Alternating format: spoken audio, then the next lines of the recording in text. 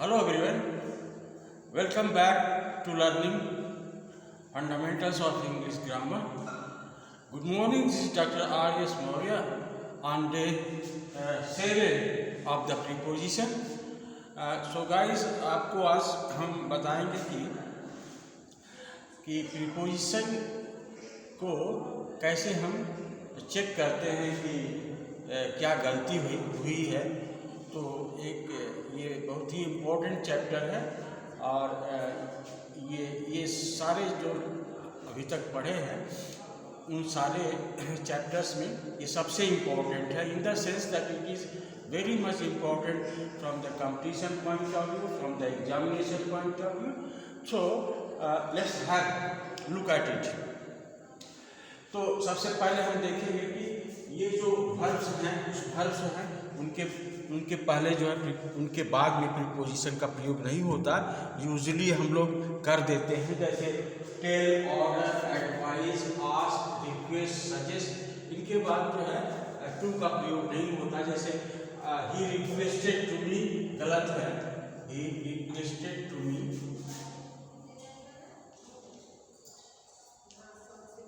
मी, ये गलत है, ये गलत है. टू नहीं होगा, ही रिक्वेस्टेड मी होगा, ये गलत है. तो इस तरह से इसमें हम एरर को स्पॉट करते हैं, गलती कहाँ है इसको स्पॉट करते हैं. और जैसे ही टोल्ड टू मी, ये गलत है. ही टोल्ड टू हर, ये सही नहीं है. दिस इज इनकरेक्ट, ये गलत है. सही इसका फिर से देखिए, he requested me, he told her, ये सही है. लाइकवाइज दूसरे discuss, describe, inter, reach, ascend, descend, ये सब में भी प्रीपोजिशन का प्रयोग नहीं होता. जैसे he reach the station, he reached the station. अब यहाँ पर अक्सर लोग गलती करते हैं, he reached at the station लिख देते हैं, तो ये गलत है. ऐसा नहीं होना चाहिए, उसमें प्रीपोजिशन नहीं लगता. ही reached the station in time और बिफोर टाइम, आप जो भी लिखना चाहें, लेकिन प्रीपोजिशन यहाँ पर नहीं लगता. इसी तरह से डिस्कस, डिस्क्राइब, इसमें बहुत गलती होती है और ये पूछा भी जाता है एग्जामिनेशन में कि Wordsworth describe about nature. Wordsworth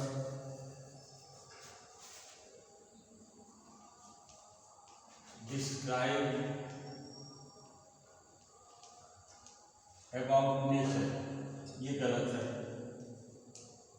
about nature गलत है. क्या सही है?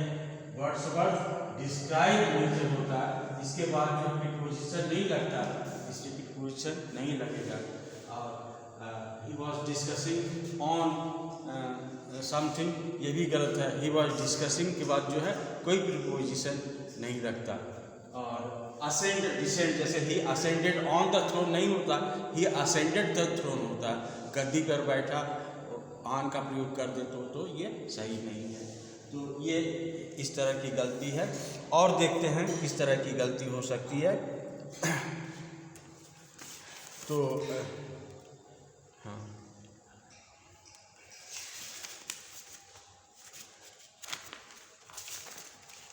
अच्छा, गलतियां तो बहुत तरह की हैं. जैसे अगर दो वर्ब्स हैं और उनके बाद प्रीपोजिशन लगते हैं, अगर दो वर्ब्स हैं और उनके बाद प्रीपोजिशन लगते हैं तो दोनों के लिए अलग अलग प्रीपोजिशन का प्रयोग होता है. ये अक्सर एग्जामिनेशन में पूछा जाता है और कंपटीशन में, बैंक्स में, प्रोफेशनल ऑफिसर्स में. तो ये रूल्स जो है, तो बेसिक रूल्स है, जैसे हम बताते हैं.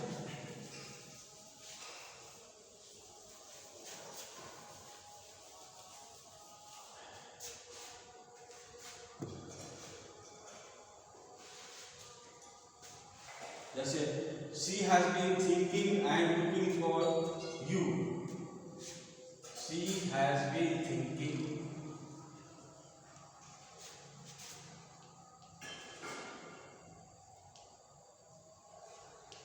She has been thinking and looking for you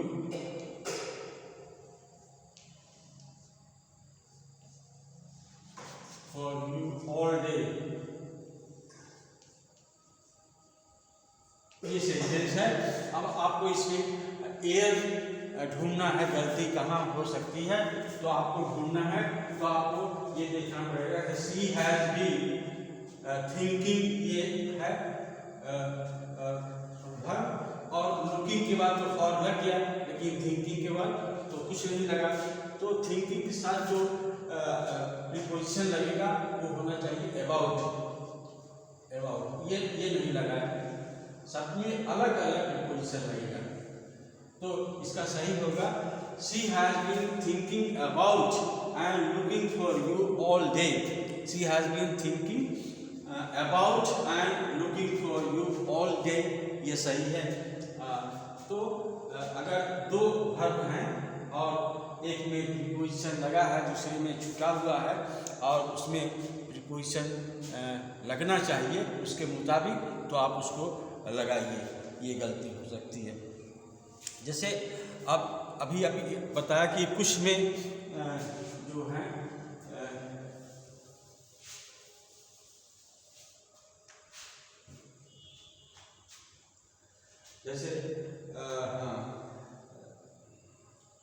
जैसे ही ऑर्डर माई डिसमिसल, तो ऑर्डर के बाद नहीं लगता ही ऑर्डर टू माई डिसमिसल। हाँ, ही ऑर्डर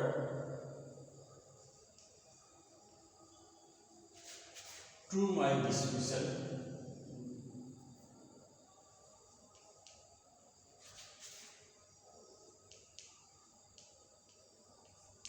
ये तो गलत है, ये तो पता है यहाँ गलत है।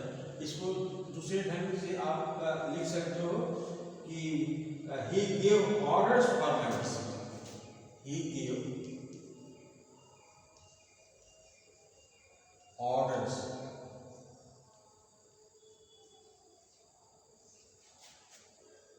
for my dismissal. For my dismissal, सही, ये सही है।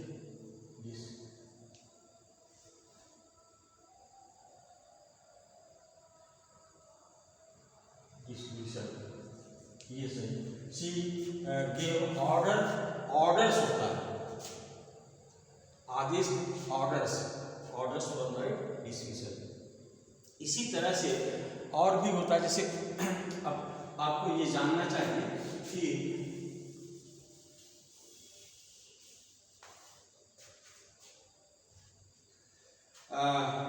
Yes, he does not obey to my words. तो ओबे के बाद जो है प्रीपोजिशन का प्रयोग नहीं होता। ओबे के बाद प्रीपोजिशन का प्रयोग नहीं होता, नो प्रीपोजिशन। ओबे के बाद ही डज नॉट, ओबे तो होगा ही डज नॉट ओबे my words. He does not ओबे माई वर्ड्स, ये सही है। He does not obey my words, तो ये सही है। और जैसे he resembles, ये पूछता है। resembles मतलब होता है एक जैसा, जैसे he resembles to his father। he resembles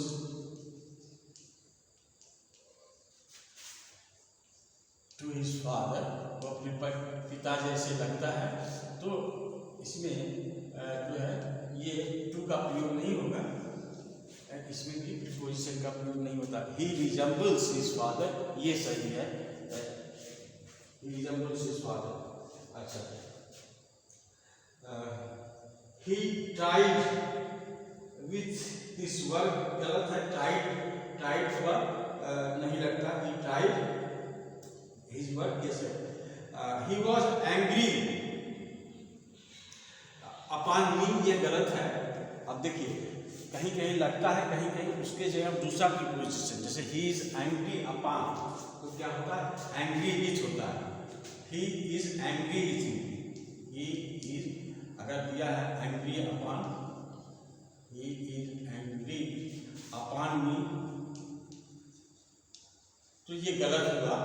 इसके जगह जो है क्या होना चाहिए, विथ मी। तब ये लिखने का तक क्या तरीका होता है, आप लिखिए ही इज एंग्री विथ मी, ये गलत हो गया, रॉन्ग, या इसको इनकरेक्ट भी लिख सकते हैं। और इसका सही होगा ही इज एंग्री एट मी, ये जो है राइट होगा, सही होगा, ऐसे लिखा जाता है, ऐसे समझा जाता है। तो यहाँ अपान के जगह एट का प्रयोग होगा, तो ये गलत होगा।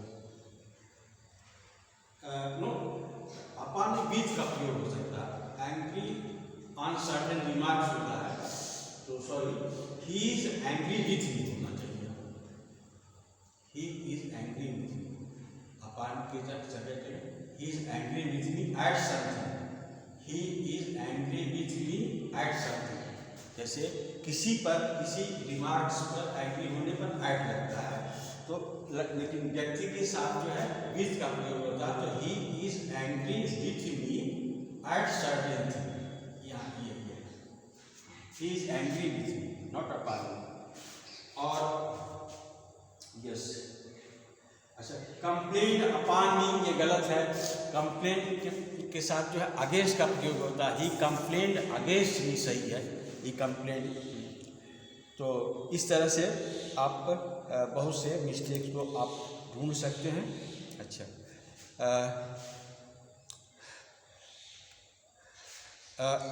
You can apply to the जज for pardon, you can apply to the जज, अप्लाई टू द जज नहीं होता, यू कैन अप्लाई द जज,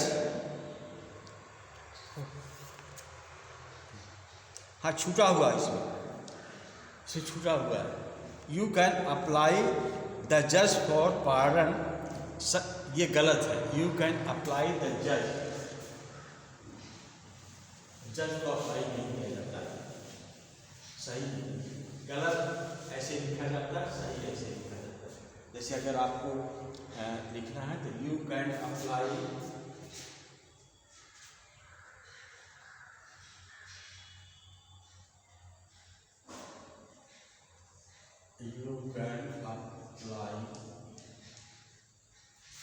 द जज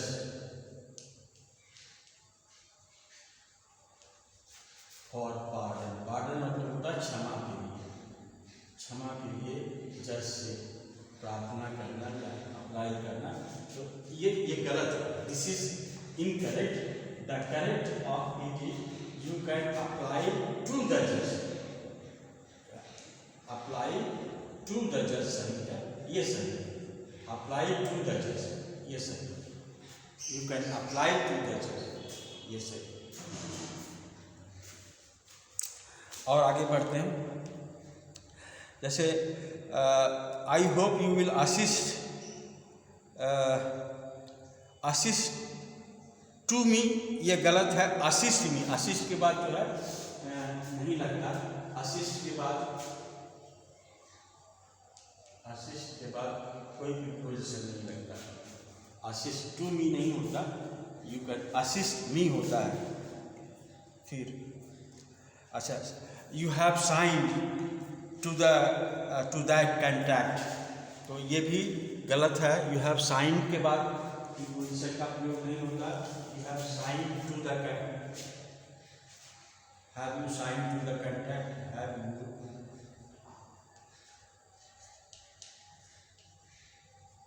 signed to the contract, to that contract, ये गलत है।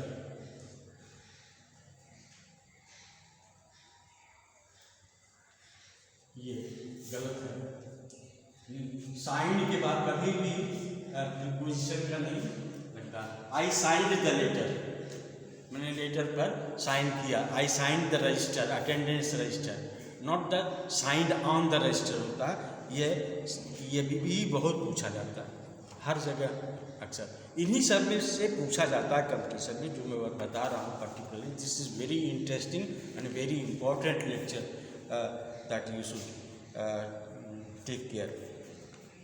Yes, assist and then prevail which होता है, प्रिवेल ऑन नहीं होता, तो आप इसको प्रिवेल विच का प्रयोग कीजिए। और you should not have violated against, violate के बाद भी, वायलेट का मतलब उल्लंघन करना, इसके बाद अगेंस्ट का प्रयोग नहीं होता, वायलेट के बाद भी प्रयोग नहीं होता प्रीपोजिशन का। वायलेट मतलब होता है उल्लंघन करना, वायलेट, इसके बाद भी प्रीपोजिशन का प्रयोग नहीं होता। ही वायलेटेड द रूल्स, उसने रूल का, नियमों का उल्लंघन किया, not against the rule. And yes, your medicine has benefited to me greatly, your medicine has benefited to me greatly. Benefit के बाद जो है प्रीपोजिशन का प्रयोग नहीं होता। Your medicine has benefited me greatly, ये सही है, टू का प्रयोग नहीं होगा। और फिर it is useless to muse past errors, नहीं, it is useless to muse upon past error, muse upon होता है, आप इसको लिखिए। पार्टेक, पार्टेक, लेट्स पार्टेक, तो ये भी गलत है, पार्टेक ऑफ होता है, partake of. Let's partake of a meal before we start.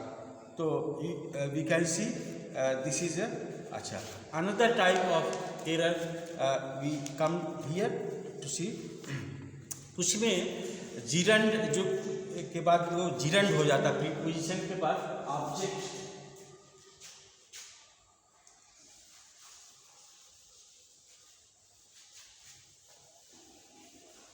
Object to a preposition. Noun जो है ये कभी होता है, आपने बताया था कि नाउन का एक काम है कि वो object to a preposition, preposition का ऑब्जेक्ट हो सकता है। तो हमने बताया था कि वर्बल नाउन होता है जिरंड, तो वर्बल नाउन जो होता है वो नाउन की जैसा काम करता है। तो आप देखिए कि इसमें ये जिरंड लगता है, कैसे लगता है, ये आप इसको स्पॉट कर सकते हैं एरर को। जैसे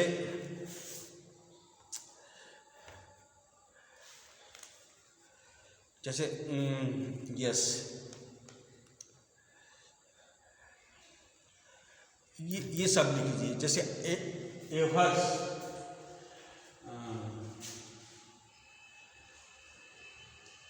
ऑफर्स इसको बोलते हैं, offers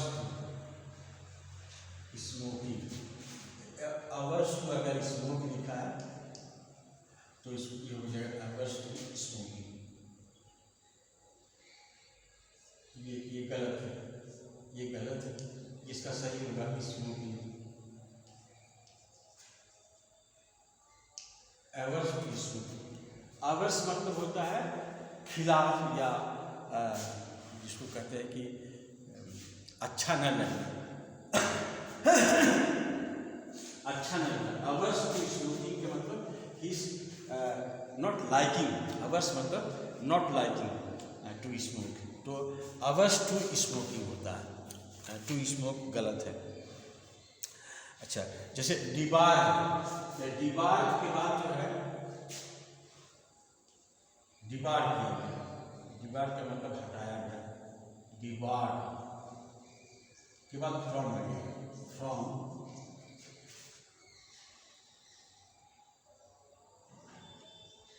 was debarred from joining the meeting, from the joining, from debarred from joining the meeting, joining। अब इसके बाद जिरंड आ जाएगा, debarred from joining the meeting, meeting। तो इसके बाद ये आ जाता है। जैसे abstain from, abstain मतलब दूर रहना, abstain from ड्रिंकिंग, ड्रिंक नहीं होगा, ड्रिंकिंग, abstain from ड्रिंकिंग। इसी तरह से प्रोहिबिटेड, जैसे he prohibited me to he prohibited me to go, तो ये गलत है। प्रोहिबिटेड मतलब मना करना, ही प्रोहिबिटेड मी टू गो,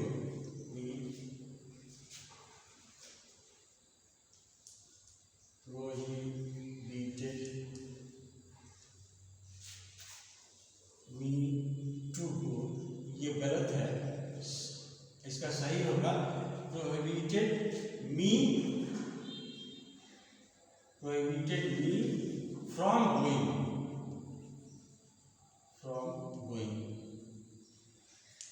ये सही है।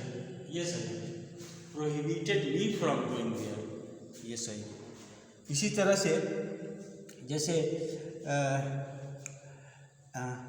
ही इंसिस्टेड टू से दिस, या ही इंसिस्टेड मतलब होता है दबाव देना, तो इंसिस्टेड ऑन होता है, he insisted on, he insisted on, अब इसके बाद जीएन रह गया, on saying this,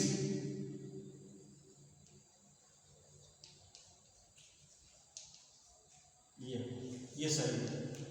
he insisted to नहीं होता, इंसिस्टेड ऑन होता है, सही। He insisted on. और इसके बाद persisted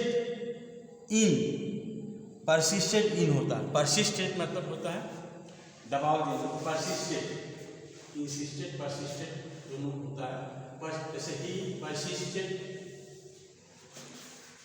he persisted me to say, he persisted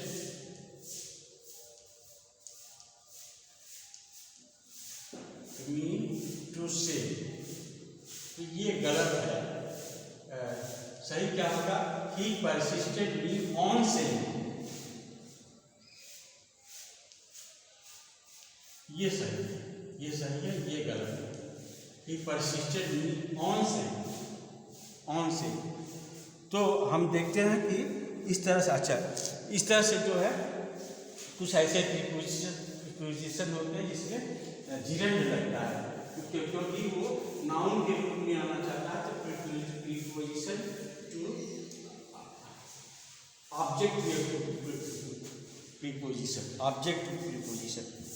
अच्छा, कुछ छोटे छोटे जैसे सेंटेंसेस हैं, जैसे he is good, he is good at mathematics, सही है, गुड एट होता है।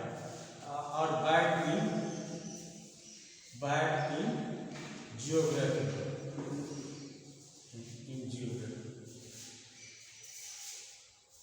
तो गुड इन होता है, गुड एट होता है, बैड इन होता है। इसको याद कर लीजिए, गुड एट समथिंग और बैड इन होता है, ऐसे करके। और एक चीज़ और बताना चाह रहे हैं, लास्टली तो कुछ बता रहे हैं, बहुत सारी चीज़ें हैं। I will come once again, जब हम कॉमन एरर्स बताएंगे तो और भी चीज़ बताएंगे इसमें। लेकिन आप ये जानो कि एक और चीज़ जो छूट गया है वो बता दे रहे हैं कि पोजीशन, जो प्रीपोजिशन का कहाँ होता है, तो हमने बताया कि प्रीपोजिशन का मतलब ही होता है इसका स्थान पहले होता है। प्री मतलब पहले और पोजीशन मतलब स्थान। लेकिन कभी कभी प्रीपोजिशन अंत में आता है, तो अंत में कब आता है इसको हम देख लेते हैं। अंत में तब आता है जब कोई प्रश्नवाचक इंट्रोगेटिव से शुरू होता है, जैसे what way are you looking at,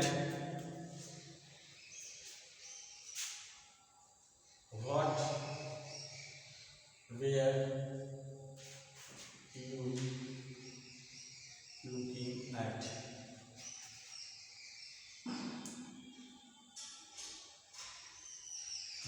जब वी वर्ड से कोई चीज़ शुरू होता है, वी वर्ड से जब सेंटेंस शुरू होता है तब जो है ये बाद में आता है, लास्ट में आता है, ठीक है, वी वर्ड से। और इसके बाद जो है रिलेटिव प्रोनाउन जो होता है तब रिलेटिव प्रोनाउन, जैसे रिलेटिव प्रोनाउन होता है that is the man whom we were looking for, that is the man whom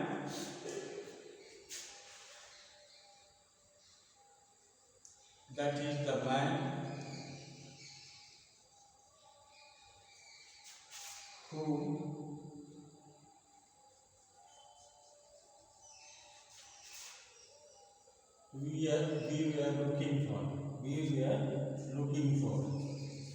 looking for, looking for मतलब खोजना।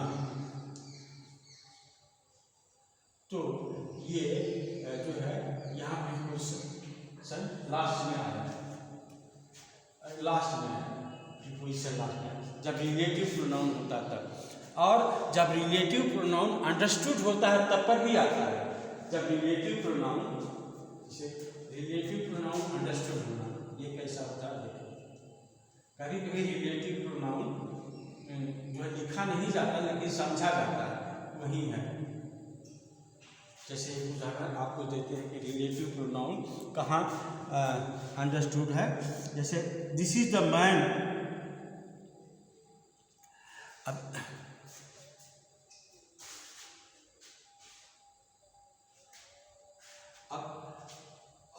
अब जो है ये इसको लिख भी सकते हैं, नहीं लिख सकते। अगर लिखें this is the man we were looking for, ये भी सही है, this is the man we were looking for.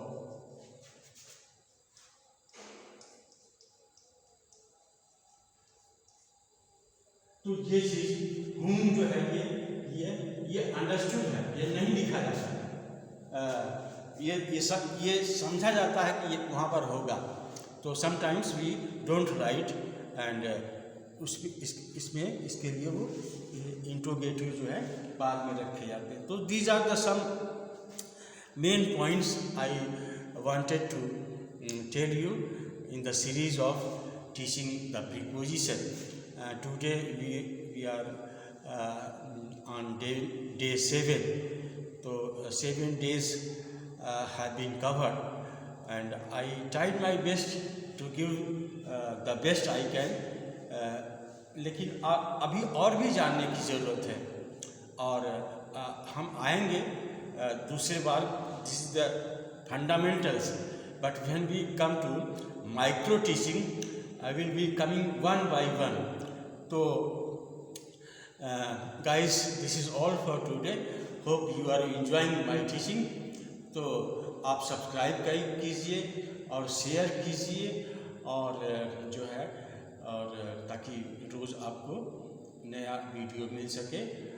और एक चीज़ और है जो मेरा पॉडकास्ट सुनना चाहते हैं वो बिंदु लाइव पर स्पॉटिफाई पर जाकर बिंदु लाइव टाइप करें, आपको वहाँ पर करीब जो है 300 के करीब आपको पॉडकास्ट मिलेंगे। उसमें अंग्रेज़ी के बहुत से वोकेबुलरीज वगैरह हैं, कैसे वर्ड पावर बढ़ाया जाता है, बहुत सारी लेक्चर्स हैं मेरे।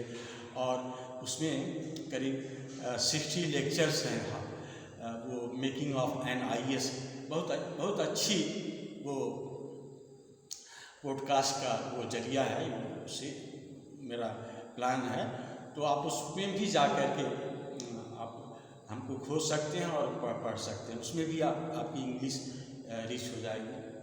और तो अब हम दूसरा चैप्टर स्टार्ट करेंगे, I think it is adverb. तो tomorrow we shall be starting with the new part of speech, that is adverb. तो first I will go with all the parts of speech and after that we'll come to competitions। उसमें क्या errors हो सकते हैं, common errors क्या क्या होते हैं, तो उसको भी करेंगे।